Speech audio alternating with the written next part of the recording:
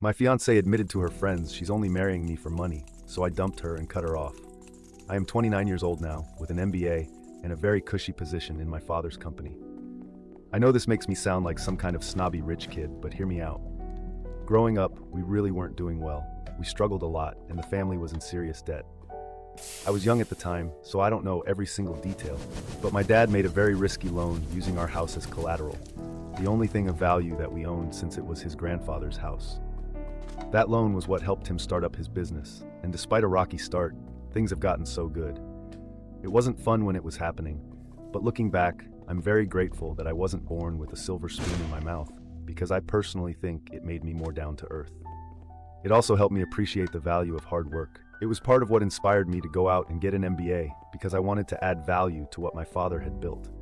So as much as being the son in his father's company makes me sound like an untalented brat benefiting from nepotism, I'll admit I am to some degree, but I know I'm there on merit. At the same time, I've worked hard, and I've put in my own effort to help the company grow. Because of this, my family is now pretty well off, and so am I. On a personal level, I've become very financially sensible since I know we never always had this money, so it's a big blessing.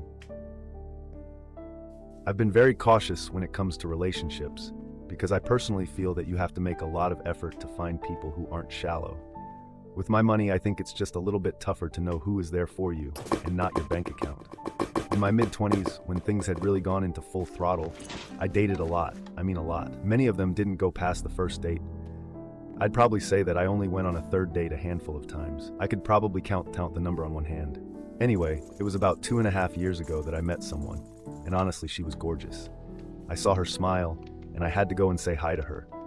I found out that her name was Brianna, and that she was a nurse.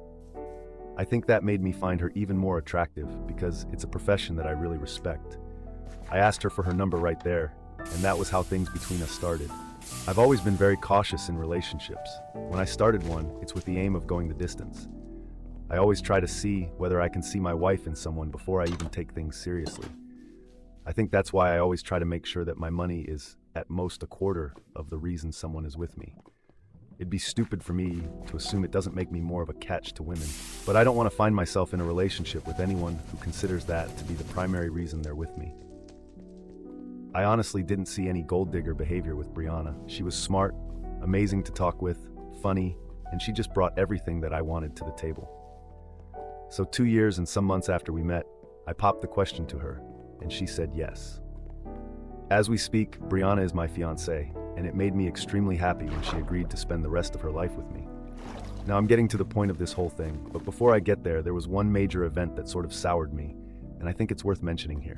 Obviously, she got to know more about the full extent of my family's finances when we got closer and closer. She knew my family wasn't poor and that we were doing well, so a few months after the proposal, I brought up the idea of a prenup with her. Honestly, it seemed like a very reasonable discussion to have, but she apparently didn't think so.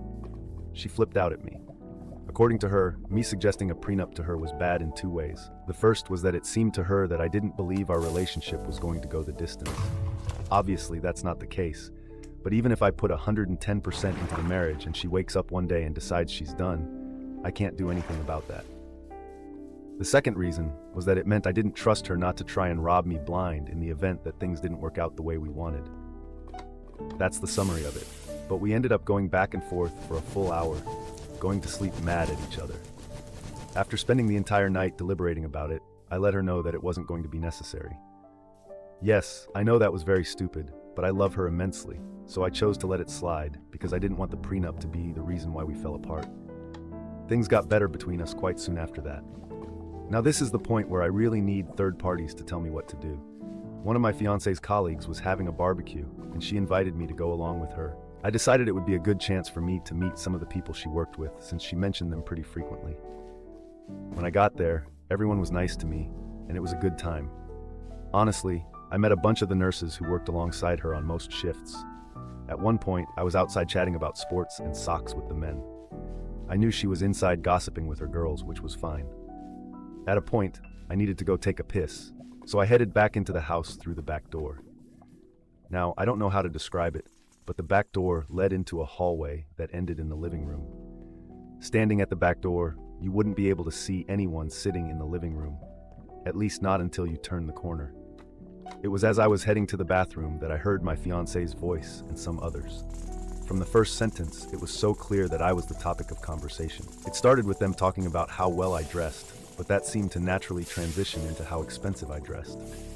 Then my money came up. The girls were talking about how lucky she was to get someone with money, a lot of chirping and giggling. And then I heard my fiancé say something that felt like a punch in the gut. He has a lot of money, and honestly his money is the best part of him by far. That was followed by a lot of giggling and laughing. She even added, "He asked for a prenup." I said no. Of course I have to be able to cash out if things hit the rocks. Then there was a lot more laughing. At that point, I left and went back out of the house. I honestly didn't find myself needing to use the bathroom anymore. We went back home and she noticed something was up with me, but I didn't tell her what it was until she went to bed. This happened a few days ago, and at this point, I don't know what to do. She's a great person, and I love her a lot, but I'm fighting a battle with myself, trying to figure out whether I should let it pass as stupid female gossip that she was leaning a bit too far into, or whether this was worth canceling everything that we planned towards the wedding and kicking her out of the house. Honestly, I don't know what to do. My mind is telling me to end things because this was exactly what I never wanted. Somebody who values my money way too much. A few days ago, she was the perfect woman to me, and I hate how quickly that all changed. My heart is telling me to talk to her about it, but honestly, I can't figure it out. I appreciate all and any advice. Edit, I'm seeing a lot of people saying that I should never have compromised on the prenup. I should have just ended things right there. A lot of you said it in unnecessarily harsh ways, but I've got thick skin. If I had another chance, I might not have done things differently, but I do agree that I would give someone else the same advice here. I should have actually stood my ground on that, because even if I do decide to stay with her, the comment I overheard makes me realize how important a prenup is with her. Edit. I'm inclined to agree with the comments saying that I should simply end things right now, instead of taking the risk with somebody who has shown that my money is a primary interest of theirs. The only thing is, I feel like the best case scenario might be for me to talk over the prenup with her again.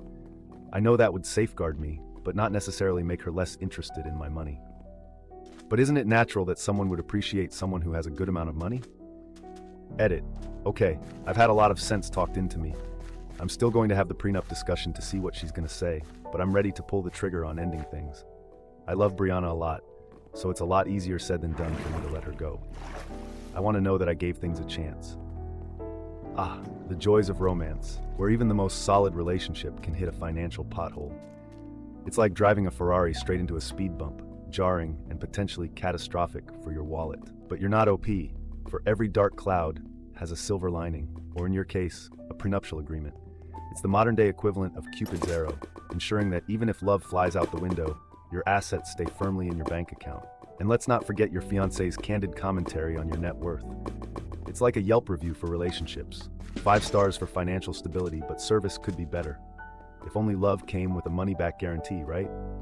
Update.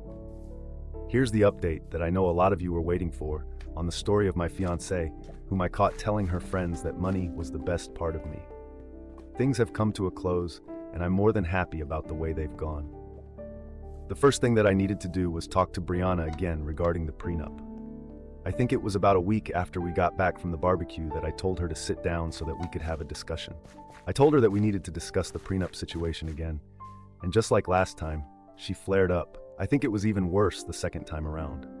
She went on again about how it was just a sign that I didn't trust her and that I wasn't rooting for the relationship to work. I tried to shift things to how it was more about protecting my father's hard work. I own a sizable chunk of his company, not just myself, but she wasn't having it. She kept raging on, and I really did my best to get her to see my angle, but it wasn't working. I asked her whether she would marry me if I said the prenup was a must. She didn't seem to think about it long before she said that she would strongly reconsider our future together. I think it was at that point that I realized I wasn't going to win her.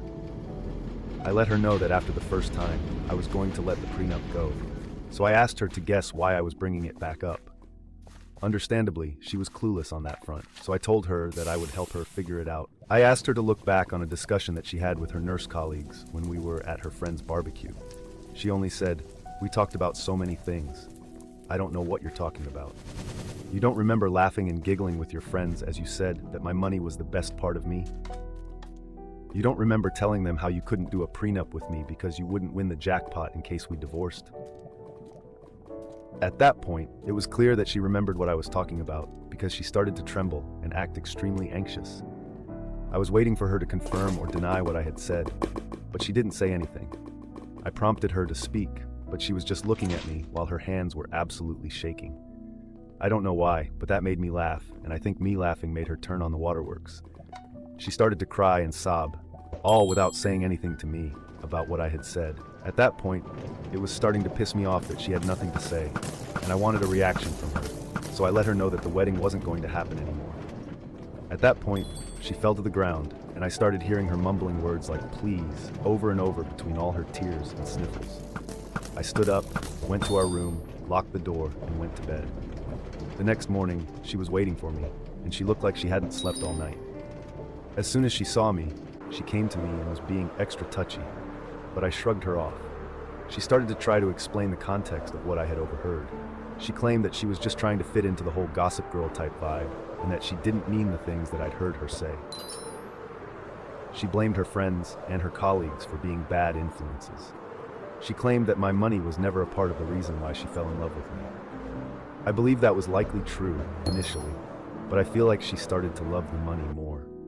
At one point, she said that she'd sign the prenup and it wouldn't be a problem for her. She said all that, but I honestly didn't have anything to say to her. I took her hand in mine, looked her in the eye tenderly, and then slowly took the engagement ring off her finger. I paid way too much for that to end up in the hands of someone like her. That struck a nerve. She started to cry, but it quickly devolved into cursing me out. She said I was ugly. She said I had no charm. She said my penis was small. She called me gay. She said she had slept with a guy she met at a bar because she felt like it. I really don't know whether I believe that part or not, but it honestly doesn't matter at this point. She said my money was the only good thing about me, and that she wished she had been able to milk me more. She basically pulled out every insult that she could think of, and at that point, I started to laugh. That was when she began to throw things at me. As much as I wanted to be all stoic and indifferent, she started to talk some pretty dangerous things, so I retreated to the room and locked myself in. I think it was about 2 or 4 hours later when things quieted down and I finally came out.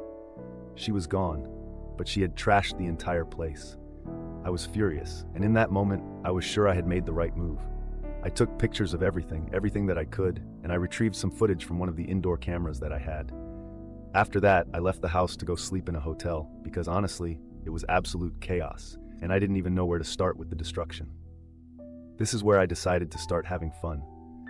I went to her Facebook page and her Instagram page and looked for the post on each platform where she announced her engagement. Then I drafted a message. I hate to inform you that the wedding is off and I am no longer engaged to Brianna. She admitted to just being with me for my money, and when I confronted her about this, she lost her mind and destroyed my house. If you have any questions, ask her, which I posted as a reply to every single comment. She hates looking bad in front of people, so this part made me feel very satisfied. I then made my own post showing off the destruction that she had caused, as well as some short clips of her trashing the house when she was having her temper tantrum. I tagged her family, friends, and even the hospital where she works. This last one was for fun, and it would be nice to have a little gossip start about her among the colleagues. Her parents tried to call me several times, but I didn't bother picking up. Honestly, it sucks that I have to cut ties with them because they were lovely people, but it is what it is. She called me tens of times after I had done all of this, and the one time I picked up, it was a mix of her crying and threatening to come and kill me for ruining her life. I really don't think anything I did was permanent, so she was just being dramatic. She shouted about how I humiliated her with the short clips that I had posted, and how people now call her Bee of Tarth behind her back because she was acting aggressively in the video. I found that part hilarious. She kept crying about how everyone now looked at her differently. I won't lie, I had a little iota of concern that she would do something crazy because the tantrum she had thrown at home wasn't quite the Brianna I knew. In the end, nothing happened, at least not yet. I called the event planner and told her to cancel everything related to the wedding. That part was heartbreaking to me, I'll admit, but I had to do it. Once that was done, I knew that she and I were done too. The best part for me is the fact that I'm taking her to court to compensate me for destroying my property. I asked her to pay up nicely, but she only called me some unsavory names, so I don't mind putting her through a little more stress just for the fun of it. She's gonna have to pay for a lawyer, miss days off work, and hopefully in the end have to compensate me for everything that she destroyed. And trust me, it was a lot. As for now, this is still pending, but I have a recording of her being a bull in a china shop, and I've spoken to my lawyer, so there really isn't anything to worry about. She won't be slipping out of this one. There's still a little bit of hurt in my heart, considering that something that I really had my hopes on isn't going to work. But I'm glad I found out the way she saw me sooner rather than later. I prefer the pain now instead of a lot more pain much later. Anyhow, a big thank you to all of you for helping me out, especially with my previous post. I'll be reading all of your comments here, so let me know what you think of how I got back at her. Brief update. Oh, and here's just a little update for anyone who might be reading this post. At this point, I was awarded almost $10,000 for all the things that she destroyed in my apartment, including hotel fees because I wasn't able to sleep there, and professional cleaning fees because the entire place was a mess. The smile on my face was huge because there I was, taking money from her after our split. I guess she should have been the one with the prenup. From the moment you decided to revisit the prenup conversation, it was clear you were ready to take the reins of this runaway train. And when Brianna showed her true colors, well, let's just say you handled the situation with the finesse of a seasoned diplomat or a strategist, depending on how you look at it. Your decision to call off the wedding and air out the dirty laundry on social media was a bold move, my friend, but one that seemed to bring you a sense of closure, and dare I say, a hefty reimbursement for the chaos left in Brianna's wake. And let's not forget your impeccable sense of timing, dropping the bombshell about the canceled wedding while she's dealing with the fallout of her impromptu demolition derby. That's what I call a masterstroke. But perhaps the most satisfying part of this whole ordeal is the sweet taste of justice served piping hot in the form of nearly $10,000 settlement. It's like the universe saying, "Hey OP, here's a little something for your troubles."